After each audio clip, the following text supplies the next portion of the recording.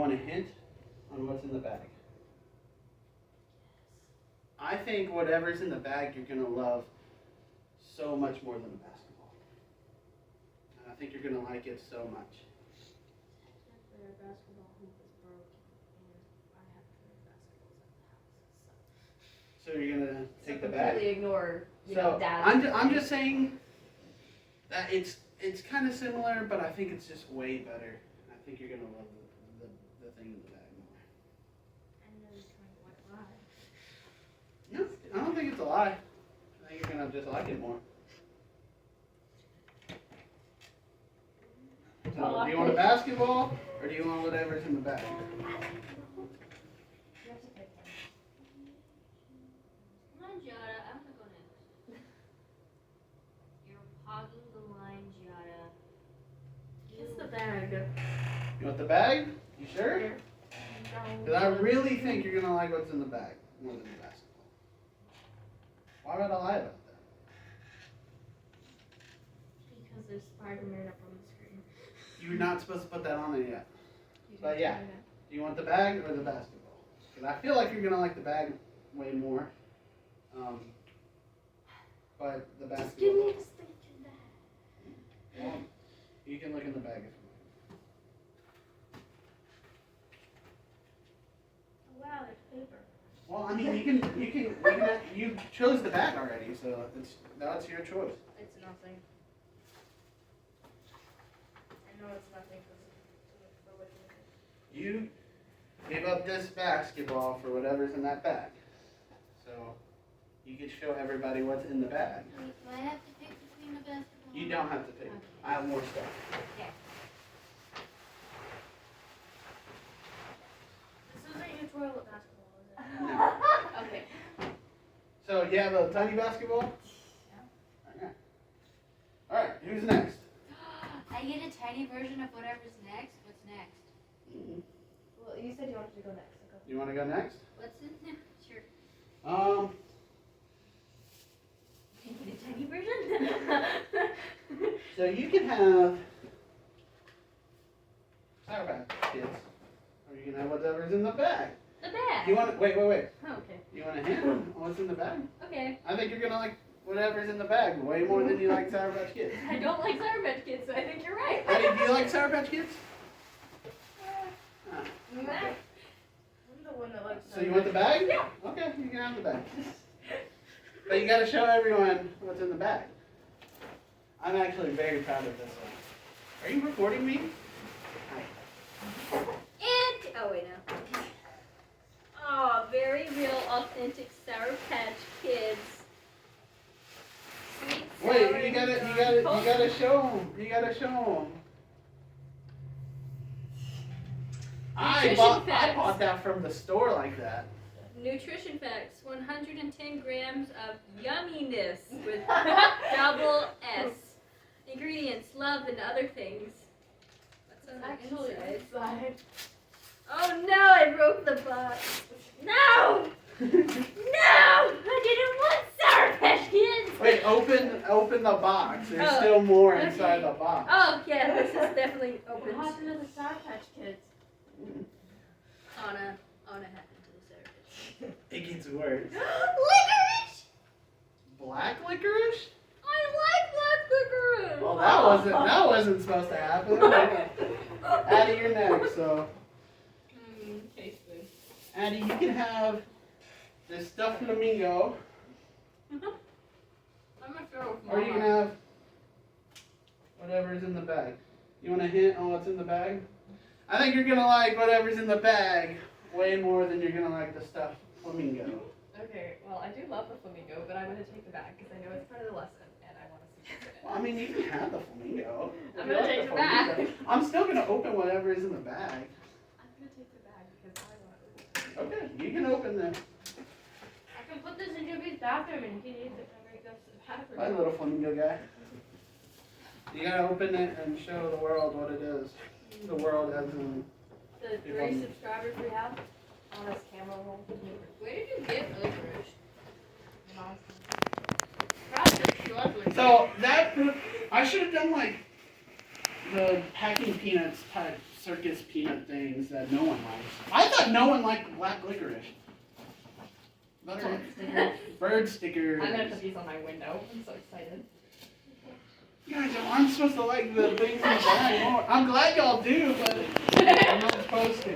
Alright, so You talk about things.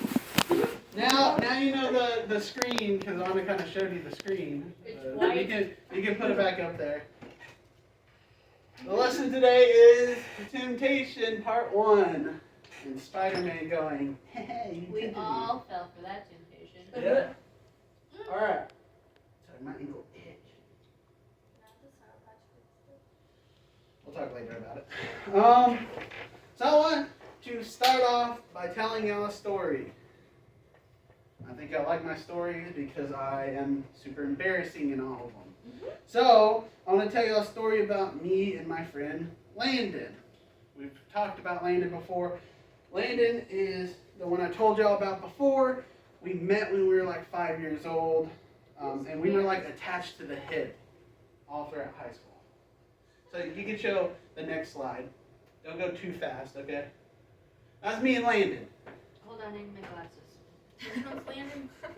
The one that doesn't look like me, that's Landon. Landon. Oh, that one's Landon. The one that Okay. still Landon. kind of looks like he ate his weight in chicken nuggets, yeah, the other guy that's really attractive, that's Landon. Was Landon the fourth, fifth, sixth? Is he older The than top three or the top four? 3, I think. I don't remember what order my groomsmen were in. Is he older than you? Yes. Okay, He we'll walked get out to that. before We'll us. get to that. Okay, so me and Landon met when we were like 5. We met in like Sunday school at our church, the little kids Sunday school. So like honest classroom Sunday school. Cute. We were attached to the hip ever since, like for our whole lives, ever since I moved to college. Before that, since like 5 years old. So a very long time. But I did this thing where I had this feeling in my heart that I always needed to compete with Landon. Y'all have kind of heard this story a little bit. You might not have, Addison or the people on the phone. I always wanted to compare myself to Landon. Landon was the more popular one out of the two. He was the more athletic one out of the two. He was the smarter one out of the two. And look at that face, man. I kid you not, this guy rocked a unibrow in a mullet at one time in his life, and he still had girls falling all over him. I kid you not, that was an actual thing that happened. If you're watching this, Landon, you did, and it was kind of weird. But there was a phase during my high school where everybody was getting mullets, and Landon was like, hey, you know what's cooler than a mullet? A unibrow. And he rocked it, and everyone loved him for it, and I'm like, okay. But anyways, he was more popular than I was. He was more athletic than I was. He was on like the varsity basketball team like 2 years before I was. He was in the smarter classes than I was. But it also didn't help that Landon was a year older than I was. I was always one of the younger people in my class. And he always kind of let me know that I was the younger one. Have you ever had that friend that was older than you and always kind of reminded you of 1 how month. old? 1 month? 1 month. Right? Do you have a friend like that, Addie? Have you ever had a friend that was just a little bit older than you, but they told you that you were younger than them? Like they made sure you know I am that friend. you are that friend? All right, Addie, the door's open. No, I'm just kidding. So, our junior year of high school, right? 2016, which is a long time ago, and that makes me feel old, but it was our junior year of high school. Landon and I went to the same church camp, right? We just came back from church camp. We went to the same church camp. It was an awesome experience, and it was such a great time. I felt close to God, right? But there was this one afternoon at church camp that our church group was going on a hike. And this was more like a place you can actually go on a hike, not Lakeview where, you know, you walk 50 feet and you're to the next spot. Like, this was in the middle of nowhere. There was a river running through the camp. Like, it was a place where we would go on hikes. And there was people running kind of the camp, so every church group would get 2 people, 1 boy, 1 girl, as like your leader that works for the camp. So when we were hiking, we were going along the river, and we ended up at this cliff. This cliff would go.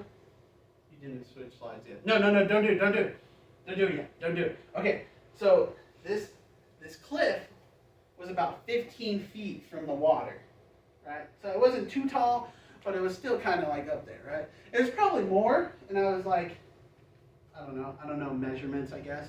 It was maybe more, maybe less, I don't really know. But it was a cliff going into a body of water, which is the river. And the counselors looked at our youth group and gave us like a weird look and was like, so who wants to jump in? Like, who wants to jump in, you know? And like no one, I kid you not, you could have heard somebody's heartbeat, you know? No one said a word. You couldn't hear anything from anyone until Landon. Oh, well. I even thought to myself I didn't want to go. They're like, there's no way I'm jumping off of this cliff into a water. And then my friend Landon was like, I'll do it. Yeah, sure, I'll do it. And there's something, that little feeling inside came back. It was like, no, you can't jump because I'm jumping, right? You can't be the only one jumping. I have to jump too. I'm not going to let you be the cool one at church camp too, right? I'm going to jump. So we took our bags off, you know. We took whatever clothing, our hats off, whatever shirts off, whatever it is that we didn't want to get wet. And this feeling of the competition, the comparison was getting higher and higher and stronger. And I just couldn't take it anymore. So Landon jumps in first, right? He just jumps in. He runs, jumps, and he lands in the water. And then I, without Landon like moving, without Landon surfacing and making sure he was okay, I jumped in right after him, right? And it was the exact same spot that Landon jumped at. So I wasn't smart. I wasn't a good friend there. And I jumped in right after he jumped in. I didn't even make sure. He didn't say one word to me. I just jumped in right after, right? Come to find out, there was a rock, a really big rock, right under the surface of the water. You can switch it now. This is kind of what it looked like. Big rock right under the surface of the water. So when you're standing over it, you can't see that big old rock. But it's there, right? So Landon jumps in. I jump in right after Landon. If I waited a second, I would have heard Landon go, "Don't jump here. Don't jump here. There's a big rock right here." I didn't listen. So Landon hit the rock, bounced off, and me, my smart self, my competitiveness, my pride, my prideful self, jumped in right after him, and I landed right on the same rock. And I'm telling you,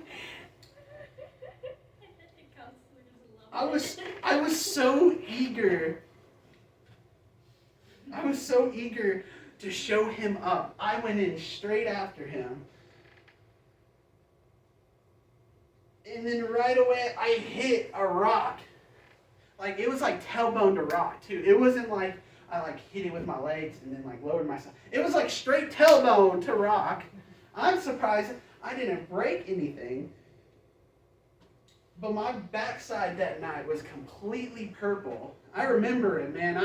I couldn't sleep that night. My whole, like, it was like lower back to like top of my leg. It was all purple. And I had a weird looking walk the rest of the day. It looked like I had to use the restroom the whole day, and I couldn't, like, I was like, ah, and it was like 2 miles back to the place we were doing the services. So after I hit my tailbone on this rock, I fall into the river because it was like cartoon. It was like slow motion. I hit the rock and I kind of just like slid into the water. And then I get out and I just hear Landon like on the surface swimming. He's like, ah!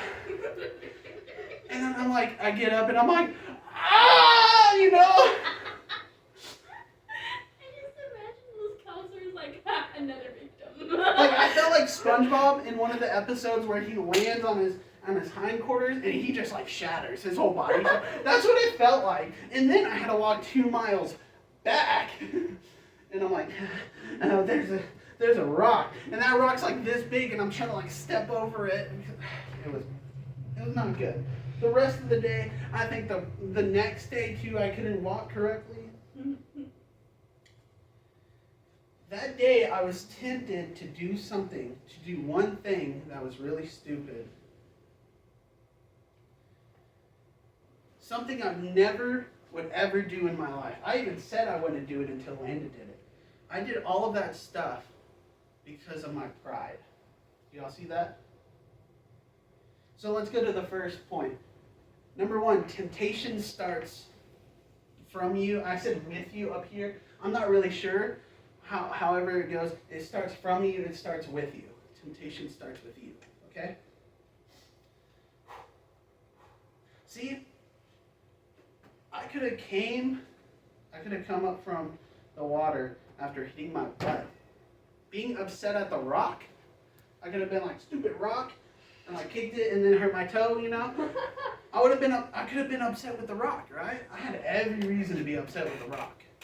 I could have been upset with my friend for provoking me to jump into the water right after him. He provoked me even though he didn't say one word to me, right? He provoked me like it was his fault I jumped, right? I could have even blamed my entire life beforehand to lead me up to this point where I was so dumb enough to jump into a river just to break my butt on a rock. I could have blamed my whole life, my whole like 16 years up to that point, right? I could have blamed my whole life. I could have came up from the water and I could have blamed God. God, why did you make me this way, right? Why did you make me not smart enough to know, hey, there's probably rocks at the bottom of this river and you should probably not jump? I could have been like, God, why did you not move that rock so I didn't almost die, you know? Has anybody ever done something like that where you were like, you did something not smart, you did something like enraging to yourself, and then you try to blame everything else but yourself? Anyone? Anyone? Dude. Probably. I can't remember. Here's the thing, I could have found like 10 different things to blame on why my bottom was hurting so bad. But the real reason why it happened was because of my pride, right? I had to beat Landon. Everything that I had in me, I wanted to beat Landon. I had this pride that was building in me for years and years, and I had to satisfy it, right? That's what I was doing. I was trying to satisfy this pride in me. I had so much desire to beat my friend. I finally wanted to look cool in front of my youth group. So I had to do this, right? I had to do it because I wanted to look cool in front of my youth group. And there was this little voice inside me that was like, go for it, just do it, go for it. It sounded like Smeagol from like Lord of the Ring where he's like, my precious, just do it, jump. Who cares? Look cool. Do you know the devil likes to use the desires of your heart to tempt you? It doesn't come strictly from the devil. your desires first, and then the devil will use your desires to tempt you. James 1, verse 13 through 15 says, Leslie, nope, get out the way. Leslie, nope, get out the way. Leslie, no, should be out of the way.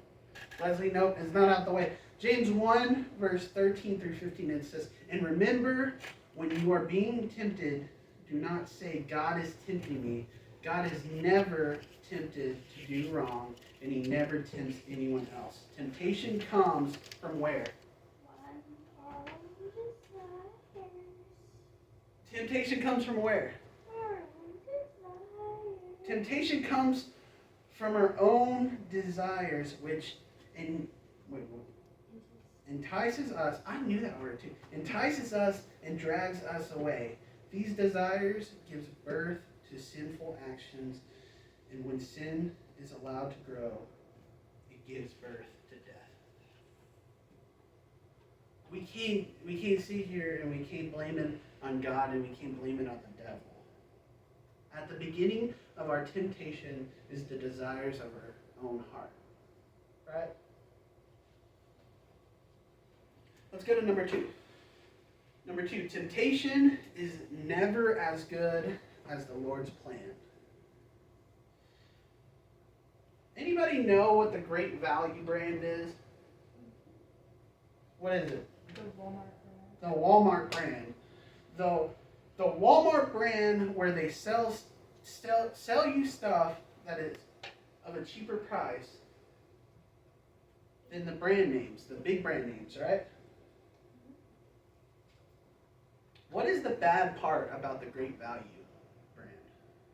Bad value. They're bad value, right? You don't get the good quality of the big brands because you bought it for cheaper, right? You don't get the what am I thinking of? The value. You don't get the value, the quality of the big brands because you paid for it, right? Have you ever heard of the wait. It's never as good as the normal brands, right? That's why it is so cheap, because they make it in bigger quantities for cheaper, and then they sell it to you for cheaper. Let me give you an example. One day for lunch, I was heading home, and I was driving, I was in traffic or whatever, and my belly started to get all, right? We all know that feeling, right? And you're like, stop it. You sound like my dog, right? And it's like, and I was like, man, I'm so stinking hungry, right? Everyone like hungry all the time? That's just me? Cool. I'm just like feed me like one giant chicken nugget and I'll be good for the next hour, and then you might have to give me another one, right? I was so hungry, and I was thinking to myself how hungry I was. Have you ever thought to yourself how hungry you were, and then it just made you even more hungry? Like, I'm like, man, I can kind of eat, and then like 10 minutes later, I'm like, oh, my stomach is eating itself, it's so hungry. I'm like, I wasn't that hungry like 10 minutes ago. That's weird. Anyways, so I was getting really hungry, and then I looked, and a beautiful sight was coming over the horizon, right? Beautiful sight. It was just peeking over the horizon. And the first thing I saw was a giant, beautiful, purple bell coming over the horizon. It was Taco Bell, guys, come on. It was Taco Bell. And I was so hungry that I had to eat right that second, right? Have you ever been that hungry that you had to eat right that second? I was so hungry that I swerved through 3 lanes of traffic, probably caused 4 wrecks, whatever, who cares, right? To get to the drive-thru. I ordered myself a Crunchwrap Supreme and a large Baja Blast to go, right? I get home and I'm like sweating because I'm so hungry. And I sit down and I devour the thing in 30 seconds and the thing never had a chance, right? And I'm shoving this Crunchwrap Supreme down my throat as fast as I can because why? I'm a big dude, I can. I should have got 2 of them because I was so hungry. And then 20 minutes go by, and my stomach is doing the rumbly noises again. But it's a different rumbly noise. It wasn't hunger this time. Let me just say, I'm going to say this. Taco Bell is the laxative disguised as Mexican food, okay? It's a laxative disguised as Mexican food. They shoved laxative in my Crunchwrap Supreme. They crushed it up, threw it in my Baja Blast. So I'm dying on the inside, you know, because it's Taco Bell. And I just really needed to go to the restroom, right? So I go to the restroom. I grab my Great Value toilet paper, and it was a single ply. And if y'all know anything about single ply Great Value toilet paper, let me just say, you can hold it up to the light, and it's almost like it's not there. You can see right through it. If you try to use it as a blindfold, it won't work because it's so thin. Let's just say I used almost a whole roll of toilet paper that day. It wasn't good. It wasn't good. It wasn't as good as the big brands, right? Have you heard of the phrase, you get what you pay for, right? Like if you order $5 headphones, I promise you they're not gonna be as good as the $300 ones, right? Or they might be the same. I don't know. Maybe you're just really hard at hearing and they just all sound bad. I don't know. But normally $5 headphones isn't as good as the $300 ones, right? Actually, $50 ones are pretty good. The Lord has a perfect plan for you. That's what I'm trying to get at. The Lord has a perfect plan for you. He has your future in his hands, and yet we turn away from his perfect plan. The bounty, what's the ones with the bears on it, or they like have the big booty Judies on the TV? Charming, I think it is. And they have the big booties, and for some reason they're like knocking everything over. You're giving up the soft, charming, really good 3-ply, 4-ply toilet paper, and then you get to the Great Value one, which is the temptation, the sin that's coming in your life, the devil's tempting you. You turn away from God's plan, and you go, I'd rather have the 1-ply Great Value version of it. God has a perfect plan for you. He has a perfect plan for you, but yet we turn away from it. Let's go to Matthew 4, 8 through 10. Sorry about the poop thing. I just needed to talk about it. It was a rough day. Matthew 4, 8 through 10, it says, next the devil took him to the peak of the very high mountain. He shows him all of the kingdoms of the world and their glory. Do y'all know what the story is? Jesus is in the desert getting tempted by the devil, right? He's doing his 40 days fast. We'll talk about it more next week. Anyways, devil takes him to the peak of the very high mountain, shows him all of the kingdoms of the world and their glory, and he says, I will give everything. I will give it all to you if you kneel down and worship me.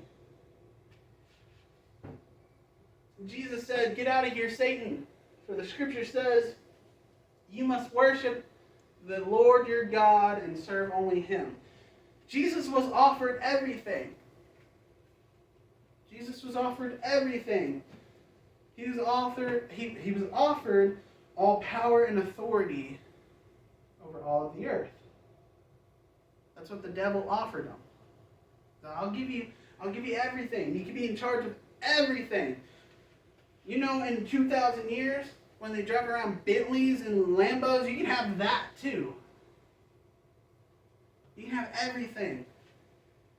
Jesus knew God's plan was perfect. He knew he had a perfect plan for him. And he would rather trust God's plan over the great value version that the devil offered. Y'all see that? Let's go to Matthew 3:16 and 17. 16 and 17, this is right before he goes into the desert. It says, after his baptism, as Jesus came out of the water, the heavens were opened, and he saw the Spirit of God descending like a dove and settling on him. And a voice from heaven says, this is my dearly loved Son who brings me great joy. I know if God told me this is my beloved Son, he brings me great joy, I'm going to be like, this is in my head at like all times, right? I'm going to trust this over the great value version of it, right? This is the charming 4-ply. Charmin? Is that what it is? Yeah. Charmin. I'm sorry, charming. I don't know what it is. This is the big booty bears walking around. The 4-ply charming toilet paper. And what the devil was giving him was the great value. You see what I'm talking about? This is quality. This is the quality that we're looking for. The temptations of the devil is just what it seems like. It's just not as good as the actual stuff. You see what I mean? I know I only work for one of y'all, but that little tiny basketball that Giada got, it's kind of the same, right? Let me see, Giada. Let me see that basketball. It's kind of the same, right? But one's better quality than the other. One is better quality than the other. One's made out of rubber. One can bounce. You can actually use this to play basketball. This one's made out of foam. It's a quarter of the size. You see what I mean? This one is better quality. It's used to play actual basketball. The Sour Patch Kids. I know that didn't work so well. The Sour Patch Kids. A lot of people would say that it's better than black licorice. Right? Black licorice is awful. It tastes like tar. It tastes like you go outside and you lick the road. Like that's what it tastes like. It just tastes like a really It's spicy just pepper. not good quality candy to me. Addie got a stuffed flamingo. It's a stuffed flamingo. But she chose stickers. Little tiny stickers of birds instead of a stuffed animal flamingo. You see what I mean?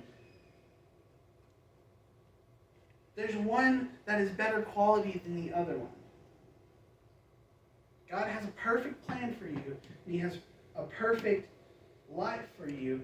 And that's the better brand. That's the good stuff. That's the 4-ply toilet paper. Number 3. No temptation is too big for us. I think that's hilarious. That would be like me trying to do construction work right there. No temptation. No temptation is too big for us. Temptation is something that we all struggle with, right? How many of us struggle with temptation?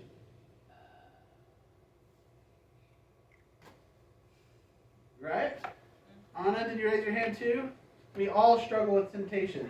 Even Jesus was tempted by the devil. And he's like the Son of God. We all struggle with temptation. The thing is no temptation is too big for us to handle. Right? When we get tempted, we aren't going through the temptations alone. Temptation is a choice of acting upon it or not. I know she did. I can't trust her with him. There you go. Temptation is a choice of acting upon it or not. Does that make sense? If you act upon temptation, what does it become? Ow. A sin. If you act on temptation, it becomes a sin. Does that make sense? God always gives us a way out of temptation. But it's our choice, and it's up to us if we choose to take the way out or fall into temptation. We can either fall and get stuck in our temptations, get stuck in our sin, or we can give over our temptations to the Lord. 1 Corinthians 10:13 it says, the temptations in your life are no different from what others experience. That's what we just talked about, right? We all deal with sin. We all deal with temptation. And God is faithful. Amen? Amen on that? God is faithful. He will not allow the temptation to be more than you can stand.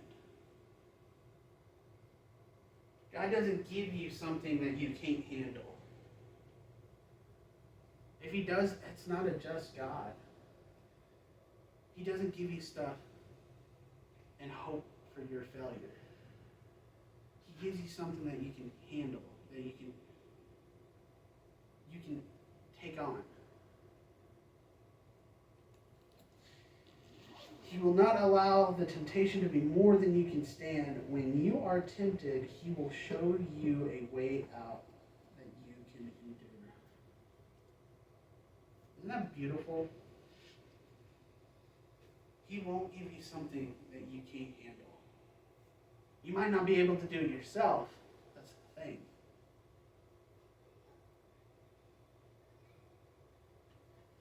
So I'm gonna give us a second.